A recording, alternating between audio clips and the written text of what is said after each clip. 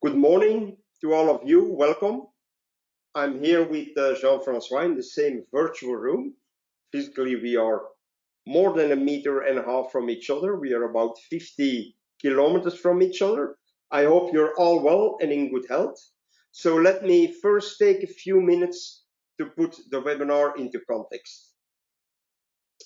Well, our mantra at Agilos is turning your data into a strategic asset. So what we do is we help companies on their BI journey, going from raw data to analytics to insights, so covering the whole data supply chain.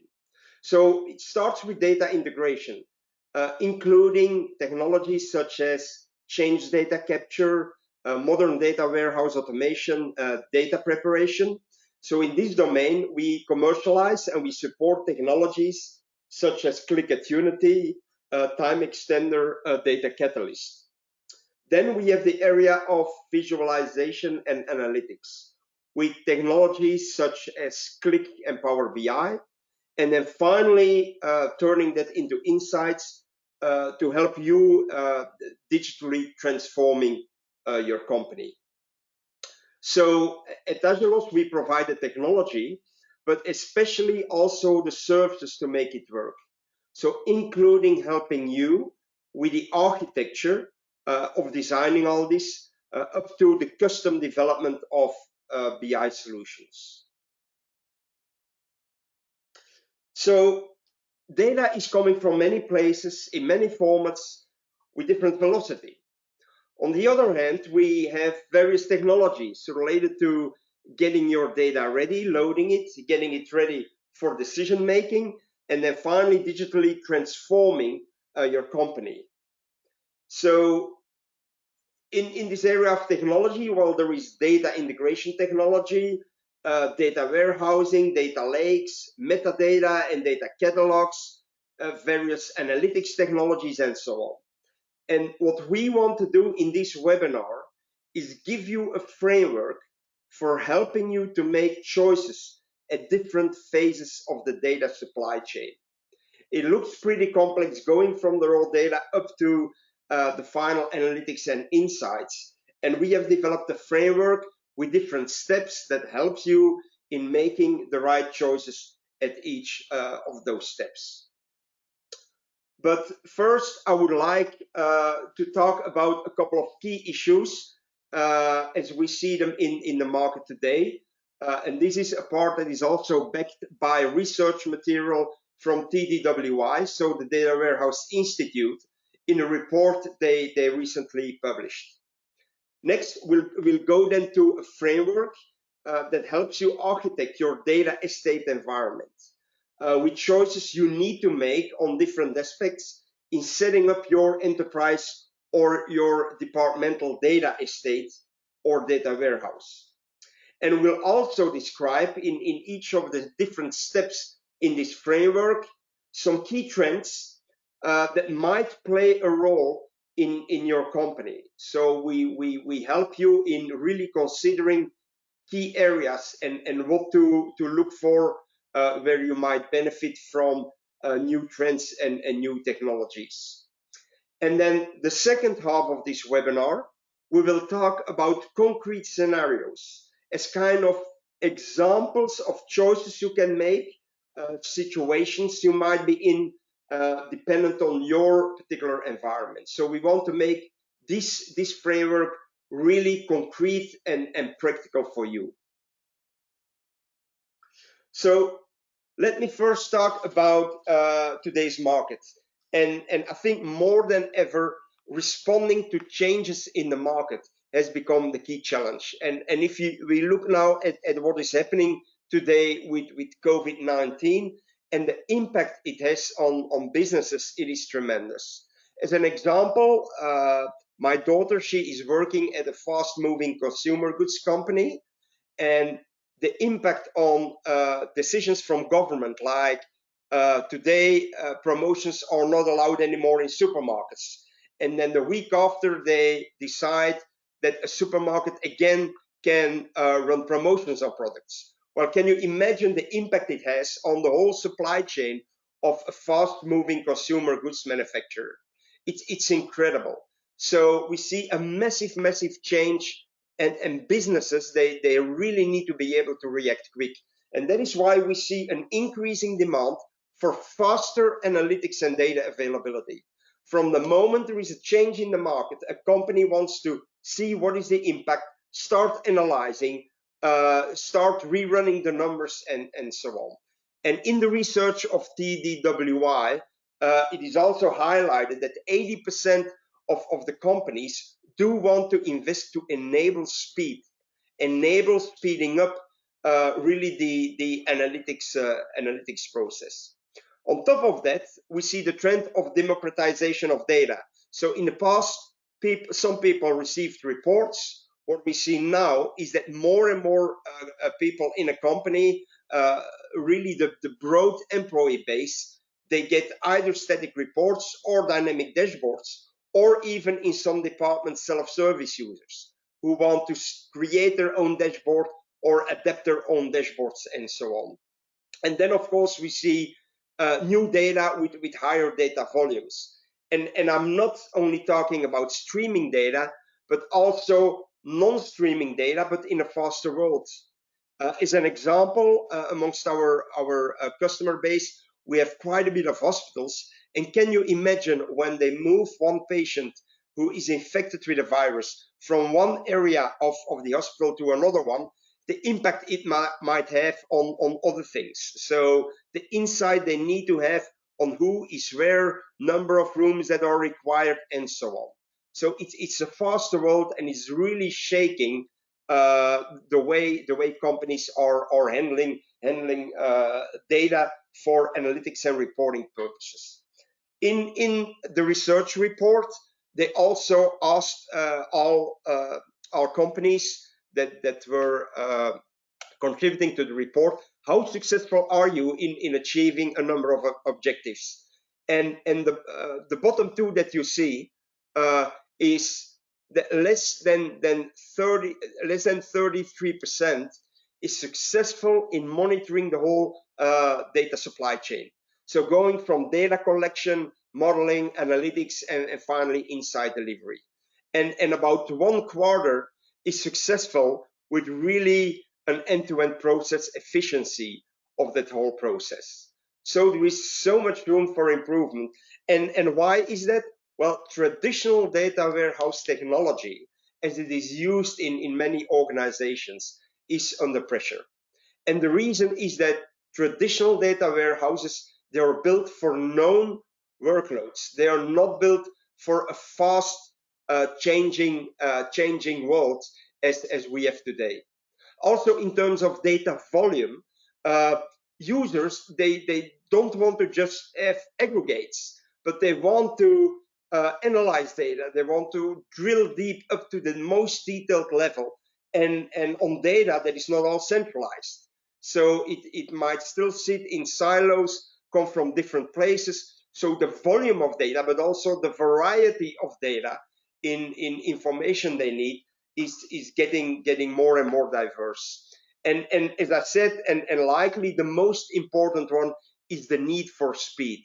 For the moment that, for instance, there is another element, another dimension that is required in your analytics, like a dimension that was not important before, that you need to include now in your reporting and your dashboarding environment. Well, there is a need for speed for an environment, for a technology that is better capable in handling changes and be more agile. So I'm going to highlight 5 key issues, and they are basically reflected also in the TDWI research report that are related to if you are setting up a data supply chain. So and with that we mean it might be a data warehouse, a modern data warehouse, but it might also be just an environment to make sure you can run your analytics, which is not necessarily a data warehouse. Might be a data lake, or might be an analytics tool that gets its data directly from operational sources. So, but let's call it in general the data supply chain, and basically how to build your analytics estate. So, and especially what are key issues with the future in mind to make sure that the environment you're building, that it is future-proof. Well, the first one, of course, no surprise, by far the number one is to increase the agility to respond to change. And we see business indeed, they go for standard reporting, what companies have now for 20, 30 years, to an analytics environment that is more agile and that is capable on alerting people on changing conditions. So also there is a need for an easier setup for ad hoc needs. Like today, your business management, your marketing team, your operational management might all of a sudden have a question, a business-related question for which they need data to analyze that you didn't anticipate. So there is a lot more flexibility required. On the one hand, from where the data comes from, where it is sitting, bringing it together, so in a unified way, so that you can start combining data, because it is putting data in relationship, relating data A with data B, that gives you more insights into your business.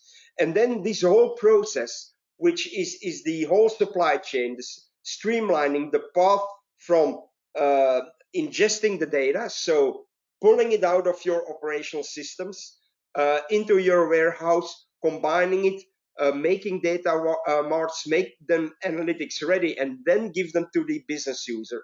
Well, this whole path, streamlining that, we see now a data ops movement in companies, so that a lot of this can be automated, so it can be done faster, and also with continuous improvement, so that you don't need an army of people to make sure you can deliver the data to the business where the need is. So we see a data ops movement and making this whole process faster and easier. Second one is TDWI asked companies of if you would have a faster capability for loading data analytics, where would your company benefit most? And the number one and number two, what we see, what comes out is actionable information in dashboards and operational decisions. So these are really the two domains where people say that is where we benefit if we can speed up the process of going from our data up to analytics. So basically the data supply chain. So it's all about speed and agility. Also, another requirement that we see is that companies are asked, and data warehouse teams or BI teams are asked for a more diverse analytics workload. It's not anymore some reporting on a data warehouse, but is reporting, dashboarding, alerting, data science, and so on data that is coming from on-premise systems combined with cloud data, or a hybrid cloud, or some data sitting in data lakes. So this whole environment is moving more and more in what we call a data fabric. It's a data fabric that combines all this data, sucks it in from different sources, combines it, and makes it ready for the business user. And from the business user, we see also a demand on how can he, within his BI environment, benefit from augmented intelligence. So how can he use artificial intelligence or machine learning to make his job easier and better? And users, they really demand or they expect that they can benefit from the intelligence of machines with machine learning to make the whole discovery process and analysis process easier and a lot richer, which is why it is called augmented intelligence. It's the BI, it's business intelligence augmented with machine and artificial intelligence capabilities. A fourth one is a demand for reducing the delays in the preparation of the data. So in the data preparation, it's really loading the data, then coming to a more higher quality data, cleaning the data. This whole process, there is a demand for automating that, so it can be done faster, more consistently, and with higher quality. And of course, since users, they want to have a single version of the truth, it's a matter of intelligently combining these different sources, making sure they are clean, they are transformed, and then presented to the end user or users, your business users, so they have this single version of the truth. And once they have that, of course, they want to know, like, this item, what does it mean? My revenue by customer, what does it mean? Is it total revenue? Is it product revenue? Is it services revenue? Is it over 1 year? Is it over the lifetime that he was a customer? So there is a need, especially now with self-service demands for end users, for data lineage and an explanation of what do those analytics mean. And then last but not least, and that is again very similar, it's basically something that is supporting the fourth issue, which is the metadata. So customers want to know where does the data come from? Can you identify that? And it's not only end users, but also power users who make their own dashboards, or your developers who need to develop your BI dashboards. They want to know, what does this data mean? If I combine it with other data, is that the right way? And so on. So really the need for more metadata, which can be either stored in a data warehouse or in metadata management repositories. So, and it is really, metadata is really critical in reconciling different data into reports and analytics. Because if you have a customer with a revenue by customer, and then you have another element related to that customer, well, you want to be sure that you are talking about, for instance, the same period, the same type of customer, and so on. So an increased need for metadata. So these are our four trends, five key issues that we see in what customers require in setting up their data estate. So what we've done now is we have developed a framework to make it easier for you to create an architecture for such a data supply chain.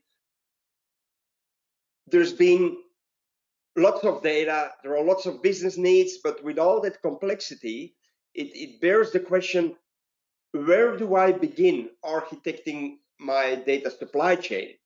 Now, I'm mixing data warehouse sometimes with constructing a data estate, because some of those requirements can be met differently than with constructing a data warehouse. So more broadly, we are talking about setting up an architecture for your complete data supply chain. So going from data over to analytics through insights that finally help you digitally transform your company.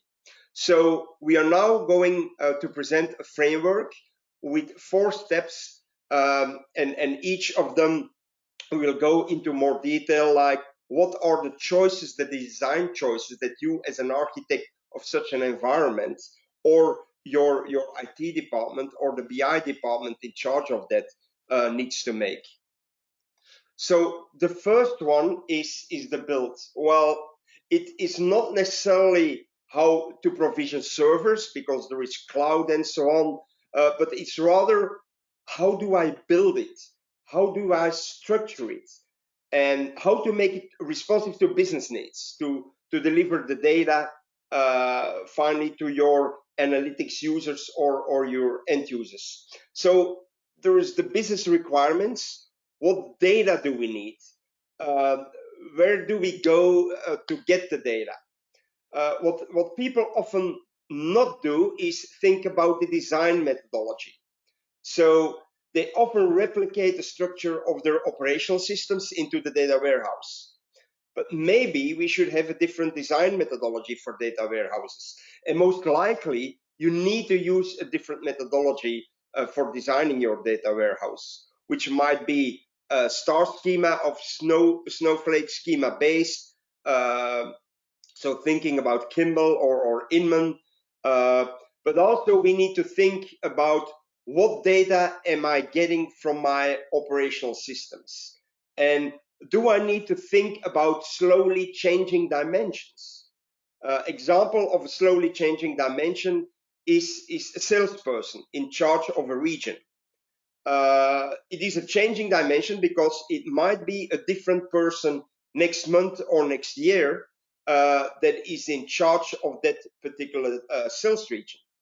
And maybe you want to model that in your system so that you can keep track of changes over time. So if you analyze changes in revenue over the last few years and you have a dip in revenue at a particular period, well, you might want to know who at that time was a sales manager. So that's an example of slowly changing dimensions. So, and that is something that most likely you want to track in your data warehouse, which is not being tracked necessarily in your operational systems, or at least not the history.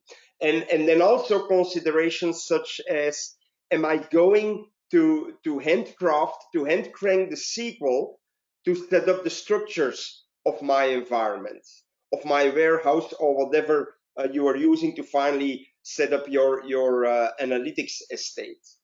So really a number of considerations around how am I going to build, how am I going to design the data warehouse. So it's really a first step with a number of considerations and decisions you need to make as the person or the team in charge of setting up your analytics environment, or eventually setting up your data warehouse. Now, secondly, once I decided how to build it, how to build my environment, how to design it, I need to consider how am I going to fill the data warehouse or my environment? How am I going to get the data? So here we have elements such as the volume of data, the velocity, the variety of data that plays an important role. And you've also considerations such as, am I going to load the data in batch? Or do I want to update the data as it arrives? If I do a data load at regular intervals, can I handle incremental loads? Other things such as, am I going to use an ETL, so a traditional ETL tool, or rather use an ELT approach, so which is extract, load, and then do the transform afterwards, or maybe a mixture of both.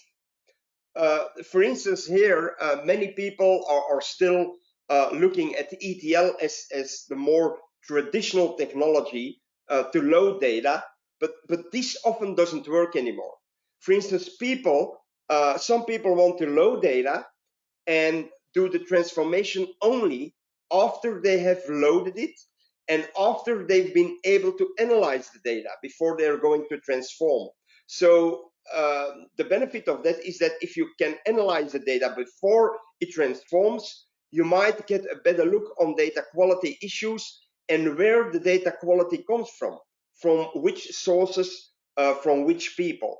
So here you have a completely different kind of consideration in how to ingest, how to basically load the data, how to fill your data warehouse.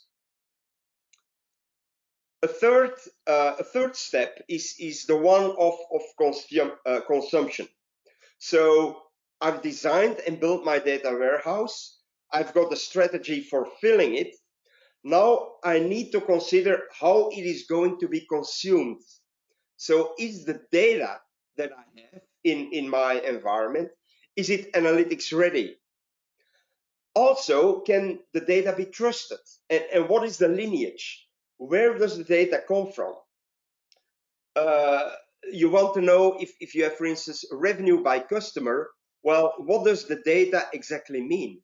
Is it total revenue of that customer over all those years that he's a customer with us? or is it only on a yearly basis? Now, in a data warehouse environment, we often talk about data marts, like a business-specific data mart for the marketing people, for your HR department, and so on. So how can we make the production of this data ready for self-service, so that, for instance, the marketing department, to which we give a business-specific data mart with their marketing data, how can we make it ready for self-service and also productize it so it gets updated and they can always work with the up-to-date data aligned with their requirements. So again, lots of considerations on where does the data come from, lineage, is it trustable, and is it ready for self-service? And then a fourth step, and likely the most complex and often the most underestimated in terms of importance, is how do I change my data estate or the data warehouse over time? So I can design a data estate or a data warehouse. I can write some SQL to build it. I can fill it. I can consume the data through a BI tool. But the question is, how do I handle change? And it's not just about change of the data, but also of the structure of the data itself.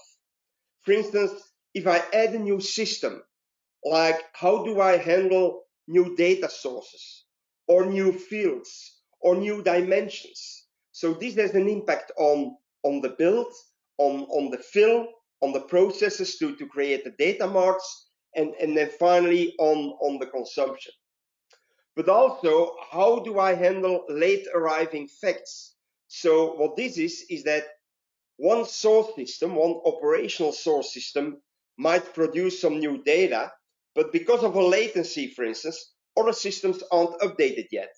And those values, those updated values, haven't arrived yet. So how do I handle that? How do I propagate all those changes throughout my whole infrastructure of my complete data supply chain? And then there are some operational things like queries optimized for retrieval. So once you've set up all this, you want to do some query optimization eventually for loading the data, for transforming it, and so on. But also optimization of the updating processes of your data warehouse. So really lots of things to consider.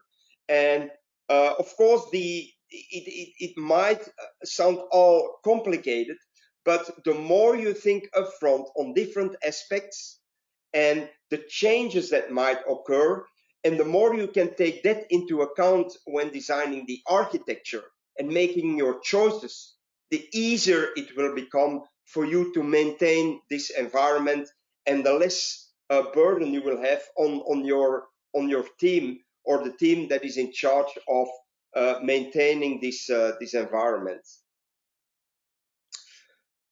Now, before I hand over the word to Jean-Francois, who is going to run you through a number of different scenarios, I would like to highlight in each of these four areas a key trend that we see happening, and something you should or can consider, can think about whether or not it's relevant for your environment, and something that we advise at least take some time to think about. Is that something that you want to take into account? It's kind of a mixture of an advice we give, but also based on some trends we see in technology in each of those different areas. So let's start with the build phase. Well, in the build stage, we are seeing data vault methodology making its inroads. So what data vault modeling basically does, well, it is designed to provide long-term historical storage of data coming in from multiple operational systems. So it's kind of a methodology It helps you looking at historical data that deals with issues such as auditing, tracing of data, and so on. And that is just one methodology that facilitates that. Now, we don't want to claim that you should drop traditional star schema modeling and switch over to a data vault methodology, but nevertheless, it's something worth considering, especially if history tracking is one of one or another dimension is important for you. So at least make sure you think about how you're going to handle history within your environment, within your data warehouse environment, because sooner or later it will be a requirement that comes from your business if they want to analyze impact of some history trends on, for instance, on your revenue. In the second phase, the fill phase, well, a pure monthly or weekly batch load, or even a batch load overnight is kind of long gone. So we see definitely that the future is more towards updating the data warehouse more frequently, because with the pace of change that we see in today's business, which of course has an impact on change of the data in your operational systems that finally are loaded into your warehouse. We definitely see a demand for a relatively smart latency. So a shorter delay between changes in your operational systems and the reflection of that in your warehouse environment. And even in some environments, in some cases, almost in real time. Now, the reason why we only see this discussion only recently is that, well, in the past, it simply wasn't possible, because basically the load of data in most of the cases was accessing your operational systems and then pumping data into your warehouse. And the performance impact on your operational systems was just way too big. Now, what we see today is that technology is available to do change data capture on your log files and not your operational systems. That means that technology is available to fill and to update your data warehouse almost in real time without any impact on your operational systems. And that's why we see the trend that having a smaller latency of your data warehouse being updated with changes in your operational system is possible because of change data capture.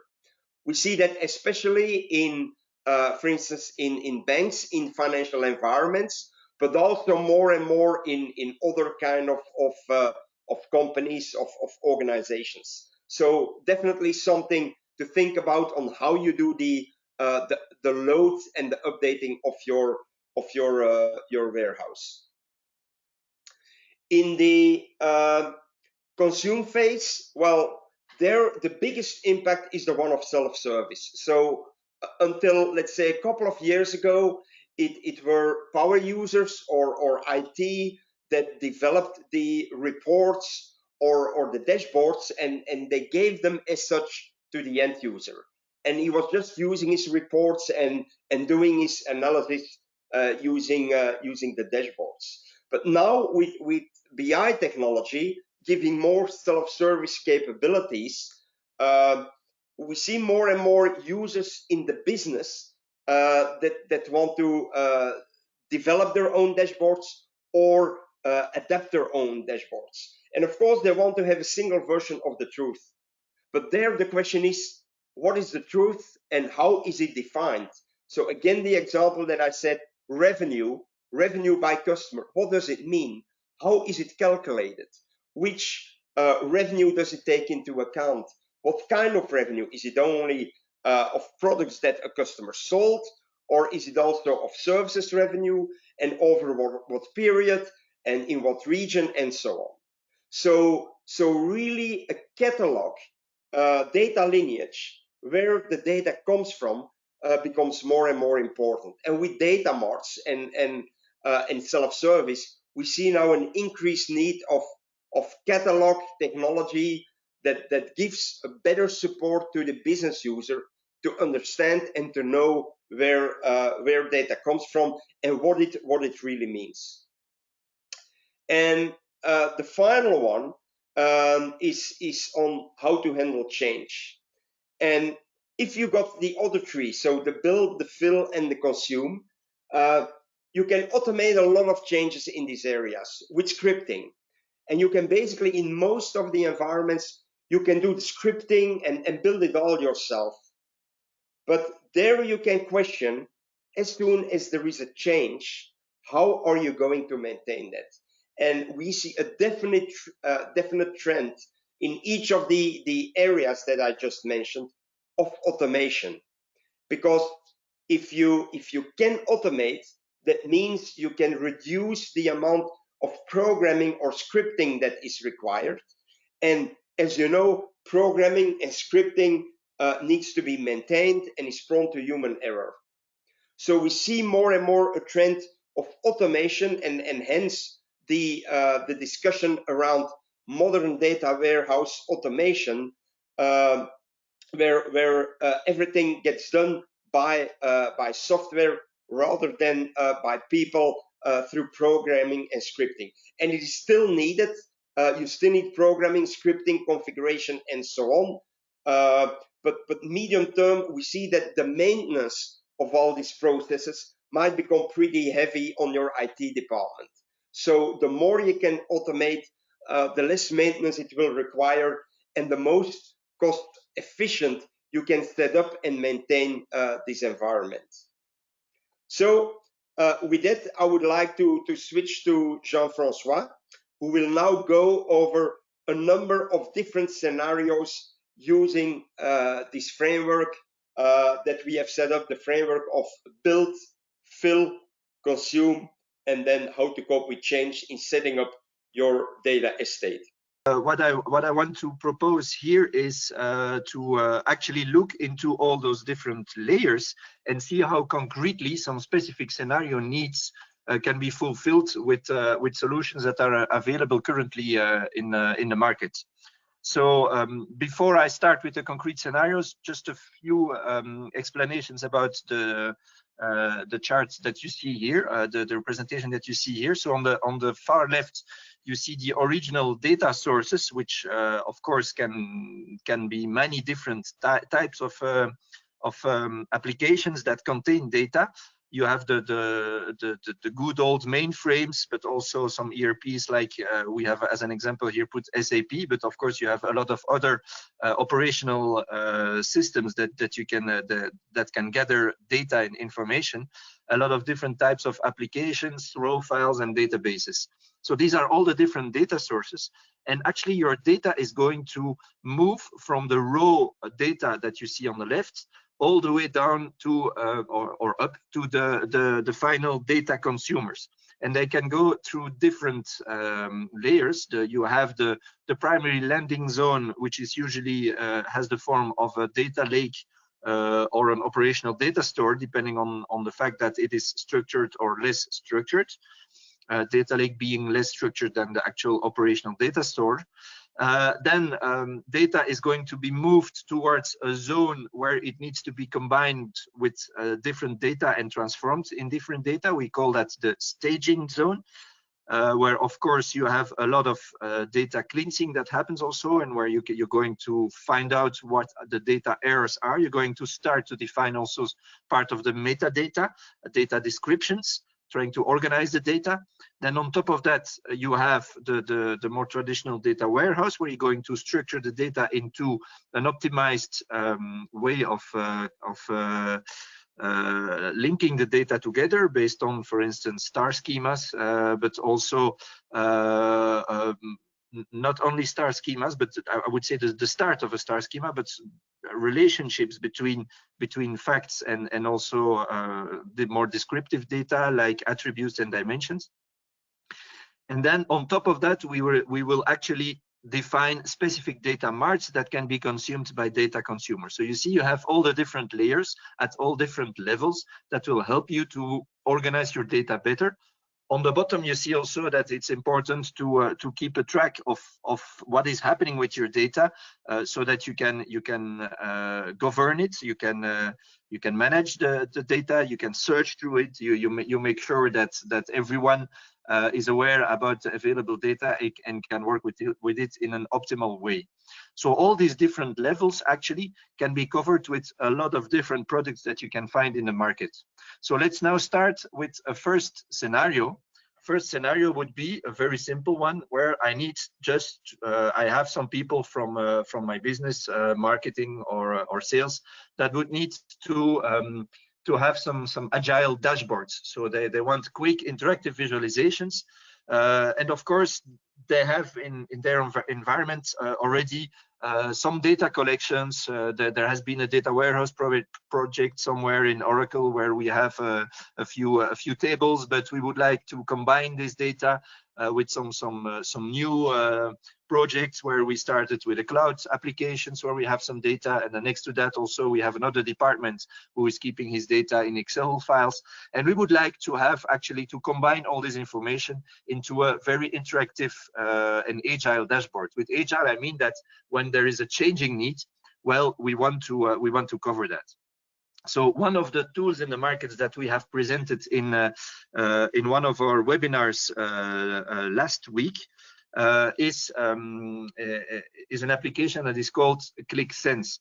Now, the Qlik Sense allows you to set up dashboard to visualize information, and so this company that has this need could use, for instance, Qlik Sense to build up the dashboard. And one of the good things of Qlik Sense is that Qlik Sense comes also with a whole series of capabilities to build up an associative model, and that means that it can also cover some parts of the layers that you see below. So instead of building a full data warehouse or a full data mart, when you start and you want to be agile, you could make a decision just to store this information in different layers that we call QVDs. So Qlik Sense can actually build, transform, and store the information at several levels. And so you would be able to cover parts of these things, but just by creating specific QVD layers. Of course, I know this is very lightweight. This is absolutely not covering all the needs of a data lake, a data warehouse, a data mart. But if you want to have a quick start on a project, you could cover actually the I would say the way of structuring your data using QVD layers. So that's a first scenario, working with a tool that can actually from end to end access all the data, combine them, and actually present them in a dashboard. So that would be the solution of the first scenario. So let me show you how this would look like very quickly. So actually, if you build something in Qlik Sense, what you have is that you can create multiple layers. So you have a connector, a model, and a final dashboard. So you would have different layers, and each of these layers is actually constructing building QVD. So this would look like this, where you would have a first set. This would correspond to the lowest zone, the data landing zone, in which you're going to bring all your data into one single set of QVDs. Then based on that, you would move towards, so this first application would transform that and actually cleanse the data and organize it a little bit so that it can actually be used. So this would be the next layer that we have. And then based on that, the model application is going to restructure the data in a second way with what we call a set of model QVDs. And you see that at every layer, you would get the data a bit better organized. And also you will build in historization, you will build in all the things that you need to actually be able to build your final dashboard. And so as a result, you would have a final dashboard like this, in which you're going to have the full interactivity, as we have shown before. By making selections, you can actually interact with the data, as we do here. and behind you have a data model like this that links all the data together. So all these things are actually organized by an application such as Qlik Sense. That would be the first scenario. Now, of course, this scenario is nice, but the problem is that you need to manage all these things into QVDs, into files, using scripts that might be complex to maintain. And also, of course, you are limited to this specific proprietary structure of QVDs. So a more open and a more a solution also where you can more automate is a second scenario where you need to actually prepare and manage your data in an automated way. So you want all these data movements, you want to automate them, to prepare the data, to move them from one place to another in an organized way, to do it in an easy way and flexible way, and also keep all your data and metadata centralized and managed in a central place. So another solution for that, you find, of course, different solutions in the market around data warehouse automation. And one of them would be, for instance, TimeXtender. So TimeXtender is also one of the, in one of our webinars of next week. I think next Tuesday we will focus on that part. In TimeXtender, actually, you can manage all those different layers into one single application end to end. Now, of course, you are not managing a data lake with TimeXtender, but you are actually have the ability to connect to all different data sources, bring them together in a staging zone, move them into a data warehouse, push them into a data mart. And finally, one of the good things of TimeXtender is that you are not stuck with one specific technology on the front end part. So I talked about Qlik Sense before in the previous scenario. Now with TimeXtender, you have now the ability to also push your data towards other visualization tools like Tableau or Power BI. Now, why couldn't you do that in the first scenario? Well, of course, because it's not necessarily easy to do an end-to-end what Qlik Sense was proposing. So you have Qlik Sense, Tableau, Power BI, all these things that can be pushed from TimeXtender. Again, this means that you have one single interface, a central solution. We call that, so in scenario 2, the TimeXtender combined with BI front-ends. So let me quickly show you again how that would look like. So I will move to TimeXtender interface. You see here you have all different levels that can be managed centrally. You have a complete parallelized execution. So this shows also that you can have an automation that is optimized. And also what you have is that you have the ability to do what we call data lineage. For instance, here I have my major total sales that is pushed towards the front end in my dashboard, and I would like to know what is behind this data. So if I click on data lineage, I will see that this sales actually comes from a calculation that is behind, and I can click on that, and it will bring me back into the application all the way down to the actual place where the things are defined. So it's quite easy to navigate inside your data. So that's a glimpse of TimeXtender. We will go deeper into that in one of our next webinars. Now moving towards the next scenario, the third one. The third scenario is when you want not only to automate your data, but also need to access your data in real time. If you want to access your data in real time, that means, for instance, you have an operational system where you do a follow-up of an inventory, and of course, you want to make sure that when you do a check of your inventory, an inventory check, well, you want to be sure that the data is up to date in real time. But you don't want that your reporting system is actually hitting your operational system all the time, that you need data from your operational system, and that, for instance, your invoicing system or your inventory system goes down because you are running a big report on top of the inventory. So for that, one of the solution, of course, is that you want to reduce the data load on your operational system without any compromise. I still want to have my data available right now, the latest information. And so for that, one of the solutions are to set up a replication environment. Now you have a lot of different replication solutions that are actually embedded in your storage solution. So you could, if you're using SQL Server, use SQL Server replication. If you're using Oracle, use Oracle replication, and so on. In the market, you see that one of the leaders also of the replication that is actually independent of the source is the Qlik replicate, formerly called Attunity replicate. So if you set up a Qlik replicate, it will allow you to cover based on, it's using what we call log-based replication. So it's not very heavy on the original source, but it brings into the landing zone an exact replication of your operational system. Of course, this is the first step, is bringing the data together in the landing zone so that you can actually work with the data.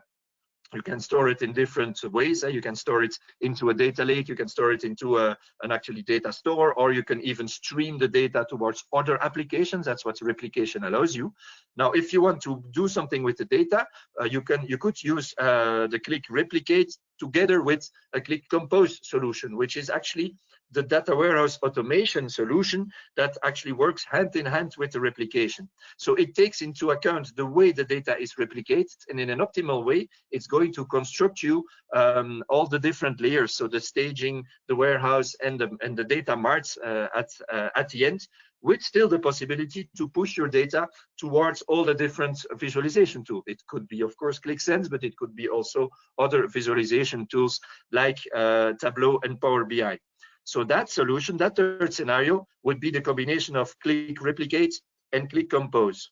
Again, let me show you a glimpse of that before we move to the last scenario. So let me show you here. Here you have the Qlik replicate. So how does that work? Actually, you are connecting from a source that you see here on the top right, Oracle in this case, towards a SQL Server. So it's going to replicate one data set towards another without putting any burden on the original source, because it's using the logs.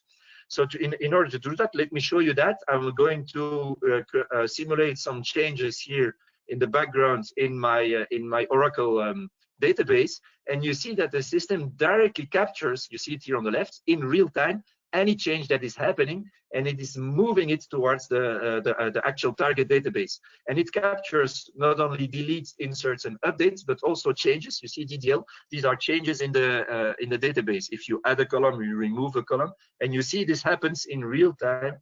Each time that I create a change here, it will actually capture the change that I do. You see that now it just captured the changes that I do, and it's moving it towards the actual data target. And once you have that, you can then use Qlik compose, that is actually capturing all the data here in the replicated data source and moving it through a model towards a data warehouse. And actually, you can see what the result will be. If I want to view the actual structure of the data, it's going to automatically generate the necessary structure all the way down to a star schema, still with the possibility, of course, to map, to do specific data transformations and mappings that you see in this screen. Now I'm moving very quickly to the screen just to show you a glimpse of what you're going to see in the next webinars. So that's about replicate and compose. And as a last scenario, I would like also to show you when actually, of course, you have transformed and moved all the data around. One of the things is that you want to actually make this data available to the end user through a self-service data catalog. So this will allow you to organize, to verify the data, to make sure that your data is not only up to date, but also of the appropriate quality, that everyone is using the same metadata that you can search through it. And that solution, again, what you will find different catalogs in the market. The one we pinpoint here is the Qlik Data Catalyst. One of the advantages, again, of the Qlik Data Catalyst is that it is agnostic, so it can actually connect to any data source and also push, of course, towards Qlik, but also to other solutions, other front-end solutions.